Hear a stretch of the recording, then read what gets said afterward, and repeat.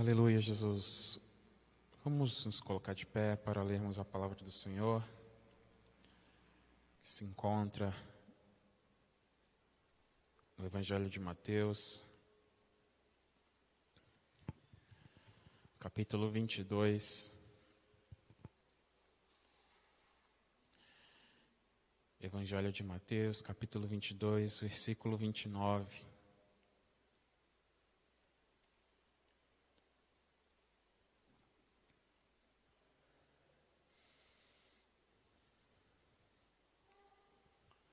Amém?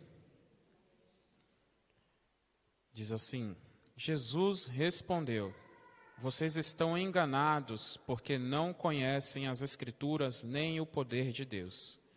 Vamos orar. Meu Deus e meu Pai, fala conosco, meu Deus, a partir deste momento, Pai, através da Tua palavra, Senhor. Este é o momento, Pai, que nós paramos para ouvir a Tua palavra, meu Deus, os Teus ensinamentos, aquilo que o Senhor tem, ó Deus, para falar conosco, meu Deus, a Tua mensagem, ó Deus, aleluia, meu Deus, que o Senhor, meu Pai, possa falar em cada vida, em cada coração nesta noite, Pai, em nome de Jesus, aos que estão aqui, ó Deus, presencialmente, aleluia, meu Deus, nesta casa de oração, aqueles que estão assistindo, meu Deus, a esta transmissão, ou que vão assistir, meu Deus, a este culto, meu Deus, aleluia, em uma gravação, ó Deus, aleluia, que o Senhor venha alcançar a todos, ó Pai, em nome de Jesus, e que cada um seja tocado, Pai, aleluia, por Tua palavra, em nome de Jesus, ó Deus, e que o Senhor cresça, Pai, que eu diminua, Pai, que nada venha sair de mim mesmo, que não sejam as minhas palavras, mas que sejam as Tuas, ó Pai,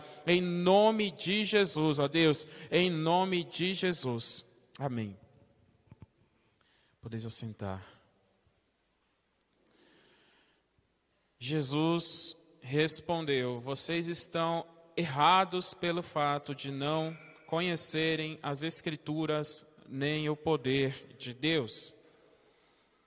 Estava meditando na palavra do Senhor para trazer a mensagem no culto desta noite e o Senhor me levou a este texto de Mateus, capítulo 22, versículo 29. E o Senhor falou ao meu coração sobre o poder de Deus. Aqui Jesus estava falando, com os saduceus ali e com seus discípulos ali que sempre estavam acompanhando a Jesus. Todos ouviam, quando ele começava ali a ensinar, a falar. E os saduceus aqui questionam a Jesus, falam aqui com Jesus. A partir do versículo 23, eles vão falar aqui. Naquele mesmo dia, os saduceus que dizem que não há ressurreição aproximaram-se dele com a seguinte questão: Mestre, Moisés disse que se um homem morrer sem deixar filhos, seu irmão deverá casar-se com a viúva e dar-lhe descendência.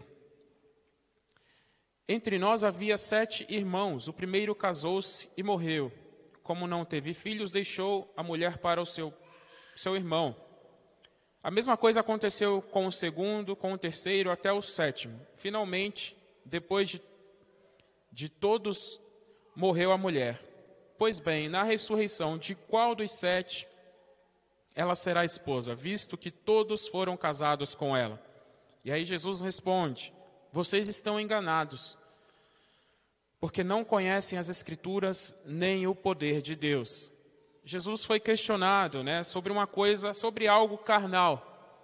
E as pessoas que questionaram a Jesus não conheciam, de fato, as Escrituras nem o poder de Deus. E Jesus fala, com autoridade para eles, que eles não conheciam. E não é diferente nos nossos dias. Tem muitas pessoas que não conhecem as Escrituras e também não conhecem o poder de Deus. Não conhecem, não sabem daquilo que Deus pode fazer, do poder que Ele tem, de como que Ele age em nossas vidas, né? Muitos não conhecem. E o que é o poder de Deus? Na palavra de Deus nós temos a resposta, né? O que é o poder de Deus? Nós precisamos entender sobre esse poder, o que é, como o Senhor nos concede, como vivemos por esse poder, porque nós, né, temos o poder de Deus em nossa vida. Nós vamos ver, através aqui da palavra, que nós temos o poder de Deus atuando em nós. Nós vamos saber mais a respeito. Muitos podem interpretar o poder de Deus, como um milagre que Ele faz, um milagre dEle. O milagre de Deus pode ser ali um agir, uma demonstração do poder de Deus, mas não é só isso. O poder de Deus não é só milagres,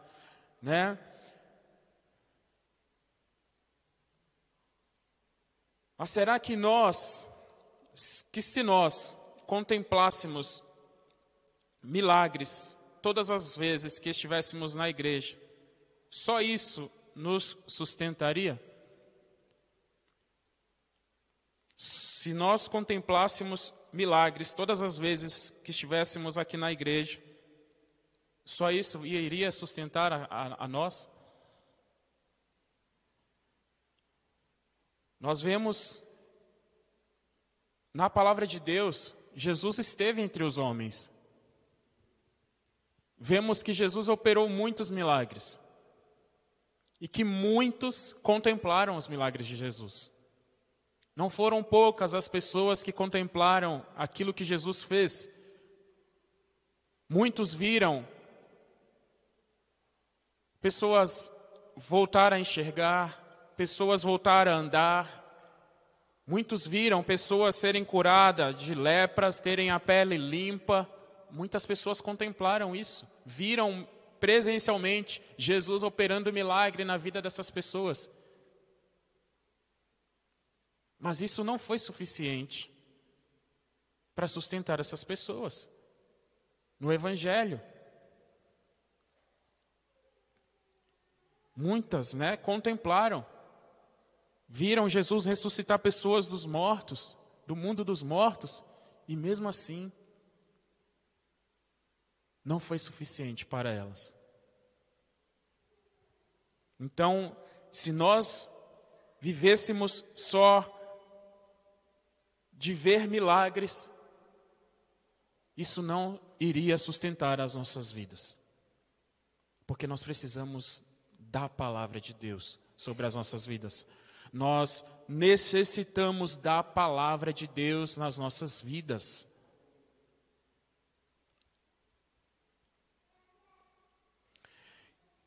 E nós sabemos que nos nossos dias, muitos só procuram por milagres. Muitos, nos dias de hoje, nos nossos dias, só buscam milagres, só buscam por cura, por bens materiais, por coisas que elas podem ver, por coisas que elas podem obter. Sabemos que muitos nos nossos dias só buscam isso. E nós vemos que há muitas denominações que estão cheias.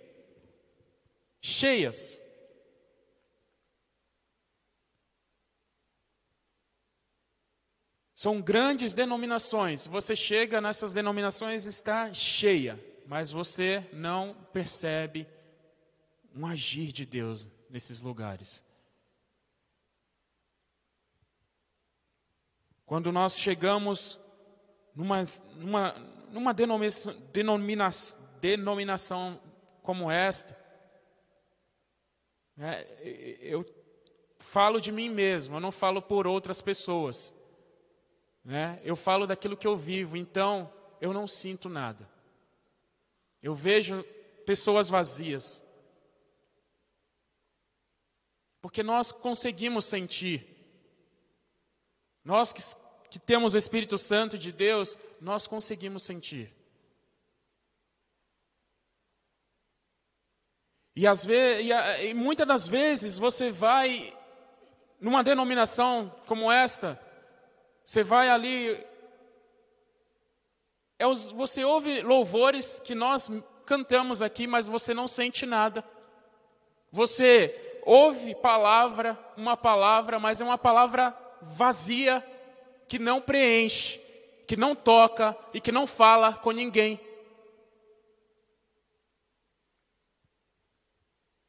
Estou falando de mim mesmo, eu não estou falando por ninguém. Tá? Então, o que eu falo é aquilo que eu vivo. Então, eu tive essas experiências de ir em outras igrejas, em outras denominações e de não sentir nada. Ah, mas você estava prestando atenção? Sim, estava prestando atenção.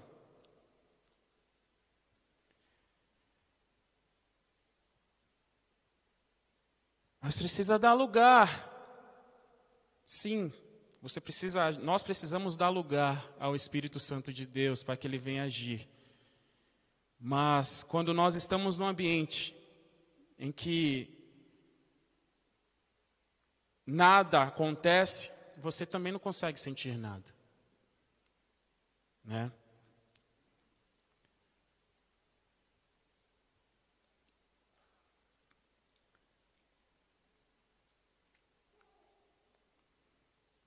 A Bíblia relata que o poder de um cristão vem de Deus. Ele vem através do Espírito Santo. Atos, capítulo 1, versículo 8. Em Atos, capítulo 1, versículo 8 diz: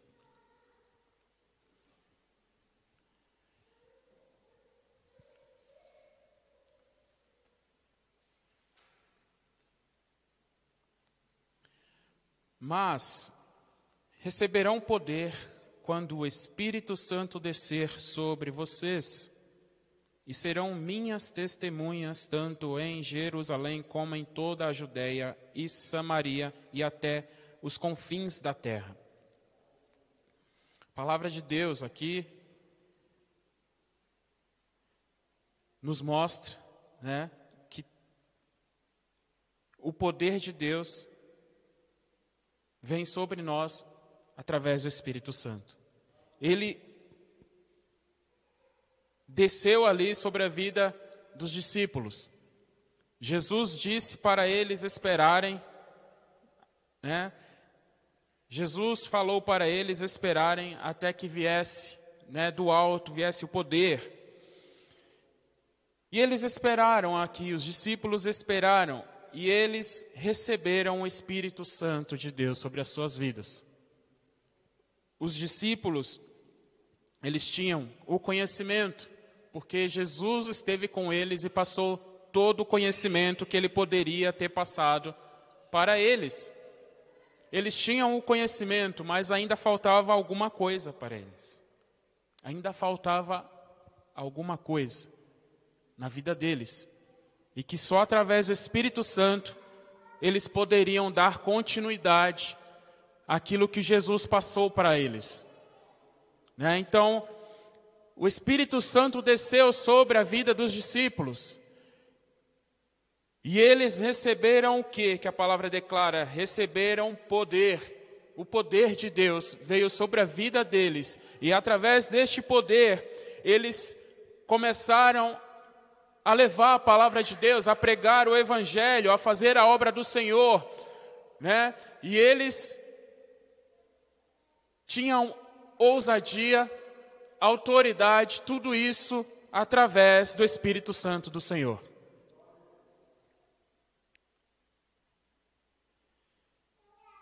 Mas afinal de contas, o que é o poder de Deus? Em Romanos, capítulo 1, versículo 16, Paulo escreveu que o Evangelho é o poder de Deus. Romanos 1,16 diz: não me envergonho do Evangelho, porque é o poder de Deus para a salvação de todo aquele que crê, primeiro do judeu e depois do grego. O Evangelho é o poder de Deus. O que é o Evangelho, né? O Evangelho são as boas novas, né? São as boas novas que Cristo trouxe, que Cristo viveu, né? É a obra completa de Cristo. Esse é o Evangelho, né? Então, ele é o poder de Deus. Tudo aquilo que Jesus viveu, tudo aquilo que Jesus fez, é o poder dele, é o poder de Deus. Isso é o Evangelho, isso é o poder. Então, quando nós temos o poder de Deus em nós, nós temos o Evangelho em nosso coração. Nós temos o Evangelho em nosso ser. E nós precisamos ter o Evangelho dentro de nós, viver esse Evangelho, aquilo que Jesus fez, ser um cristão, um verdadeiro cristão.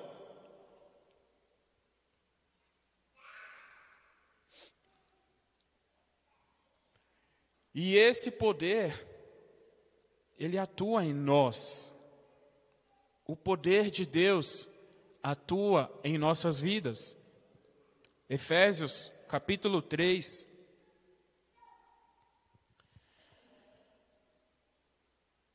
Efésios, capítulo 3, versículo 20, diz assim: aquele que é capaz de fazer infinitamente mais do que tudo o que pedimos ou pensamos, segundo o seu poder que atua em nós. O poder de Deus atua nas nossas vidas, né? O poder de Deus atua dentro de nós. E é por esse poder que nós falamos do amor de Deus, é por esse poder que nós podemos ser um instrumento do Senhor para curar, para pregar, para fazer a obra do Senhor, para ser um missionário, um evangelista, um capelão, para ser qualquer coisa na presença de Deus. Mas é pelo poder de Deus, é pelo poder do Senhor. Nós não fazemos nada de nós mesmos, não fazemos nada, não podemos fazer nada, nós não curamos pessoas, mas através do poder de Deus em nós, nós podemos curar. Nós podemos curar. Olha só, vamos abrir a palavra de Deus em Atos capítulo 3.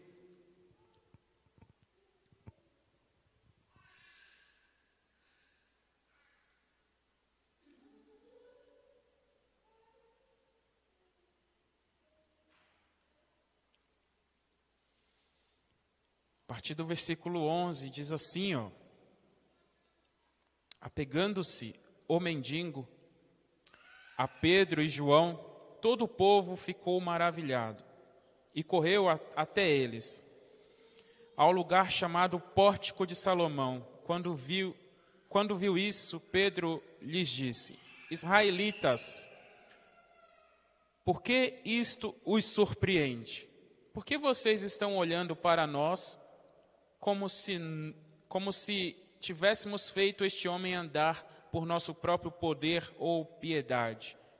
O Deus de Abraão, de Isaque e de Jacó, o Deus dos nossos antepassados, glorificou o seu servo Jesus, a quem vocês entregaram para ser morto e negaram diante de Pilatos, embora este tivesse decidido soltá-lo. Vocês negaram publicamente o santo e justo e pediram que fosse liberto um assassino. Vocês mataram o autor da vida, mas Deus o ressuscitou dentre os mortos. Nós somos testemunhas disso. Pela fé no nome de Jesus é que o mesmo nome fortaleceu este homem que vocês veem e conhecem. A fé que vem por meio dele lhe deu saúde perfeita, como todos podem ver. Pedro e João foram instrumentos, somente instrumentos nas mãos do Senhor. O povo viu que aquele mendigo fora curado. E todos ali correram atrás de Pedro e João, como se eles tivessem feito aquilo, mas por eles mesmos, eles não fizeram nada, foi Deus que fez. O poder de Deus atuando na vida deles foi que fez com que aquele mendigo fosse curado.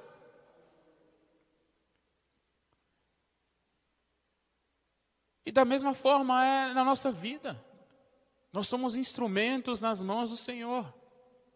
Nós fazemos a obra do Senhor, mas quem atua é o nosso Deus. O Senhor é quem atua nas nossas vidas. Ele faz de nós instrumentos. Mas quem convence o homem do pecado, da justiça, do juízo, é o Senhor. Quem cura é o Senhor. Nós só somos ali, um meio que faz com que o Senhor chegue a essas pessoas, aos necessitados. Então nós precisamos entender o que é o poder de Deus, entender que o poder de Deus atua na nossa vida. Precisamos conhecer, porque muitos não conhecem. A palavra declara, vocês estão enganados, pois não conhecem as Escrituras nem o poder de Deus. E nós não podemos deixar de conhecer o poder de Deus. Esse poder maravilhoso que faz com que todas as coisas possam acontecer, que faz milagres acontecer, que faz pessoas serem transformadas, pessoas saírem lá do fundo do poço e se reerguerem novamente, terem suas vidas reconstruídas. Tudo isso é através do poder de Deus. É o poder de Deus que atua em nossas vidas e que pode atuar na vida dessas pessoas, Então nós não podemos deixar de conhecer esse poder. Temos que conhecer o poder de Deus, temos que buscar a presença de Deus, o Espírito Santo de Deus. Ser cheio do Espírito Santo de Deus, como diz a palavra. Temos que ser cheios do Espírito Santo. É através, do Espírito Santo em nossas vidas. Através do Espírito e a fé. Essa junção, da fé, do conhecimento e do Espírito Santo de Deus. E aí as coisas vão fluírem, e nós vamos fazer a obra de Deus, nós vamos fazer qualquer coisa, porque a palavra de Deus diz que nós poderíamos fazer coisas maiores do que as que o próprio Jesus fez. Imagina, nós como instrumentos do Senhor, será que já pensamos sobre isso? Será que isso já veio à nossa mente? Fazermos coisas maiores do que as que o próprio Jesus fez? Curarmos, pregarmos e convencermos, e através da pregação, as pessoas se convencerem de que Jesus é o único caminho, entregarem as suas vidas e se converterem. Isso é maravilhoso. Isso é maravilhoso. Nós vemos testemunhos, de muitos homens de Deus, de grandes pregadores que pregavam e que através da pregação ali as pessoas eram curadas, as pessoas se convertiam, entregavam as suas vidas a Cristo. E nós temos que continuar. Nós temos que continuar a obra do Senhor. O Evangelho não pode ser vazio do jeito que está. Muitas pessoas vazias. Muitas pessoas vazias, igrejas vazias do Espírito Santo, cheias de pessoas, mas vazias do Espírito Santo. Se nós olharmos, né, para o passado, como que eram os cristãos do passado e como que são os cristãos de hoje. Aquela confiança, aquela fé que todos tinham no Senhor. Milagres que aconteciam. E hoje a gente não vê mais isso. Nós não vemos mais milagres acontecerem. E quando nós vemos, nós desconfiamos. Será que é verdade? Porque tanta coisa que passa, né, que a gente vê na internet e que a gente desconfia. Se é verdade ou se não é.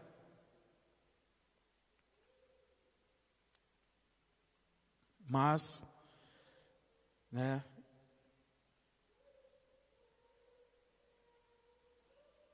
o Evangelho, a igreja de Jesus nunca parou e ela nunca vai parar. Né? O verdadeiro Evangelho, a verdadeira igreja de Cristo, aqueles adoradores, aqueles que a palavra diz que são aqueles que adoram em espírito e em verdade, e eu creio que há muitos adoradores aí ainda, que buscam e que adoram o Senhor em espírito e em verdade. Essa igreja aí permanece e vai permanecer até a vinda de Cristo. Nós temos que continuar buscando ao Senhor, nós temos que continuar orando, continuar meditando na palavra do nosso Senhor, e estarmos cada dia mais perto de Cristo, nos achegarmos ao Senhor, porque nós estamos testemunhando, né, dias difíceis, vivemos dias difíceis, e nós sabemos que esses são os sinais da vinda de Cristo, da vinda do Filho do Homem. Nós sabemos que tudo que está acontecendo são sinais de que Cristo está próximo, que Ele vai voltar e que Ele vai buscar a sua igreja. Então, não há mais tempo de ficar cocheando entre dois pensamentos, não há mais tempo, né? Não há mais tempo de nós estarmos em cima do muro, não há mais tempo. É tempo de nós tomarmos decisão, é tempo de estarmos perto de Cristo, de nos humilharmos, de buscarmos e de reservar azeite. A palavra de Deus declara que aquelas 5 virgens prudentes tinham azeite reserva. Então é tempo de reservar azeite. Se levarmos só o azeite que há nas lâmpadas, esse azeite vai se acabar. As lâmpadas vão se apagar.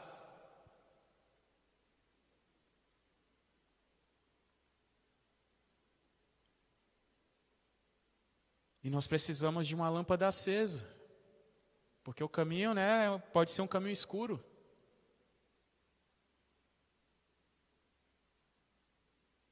E essas lâmpadas, elas vão iluminar o nosso caminho até o final. Amém?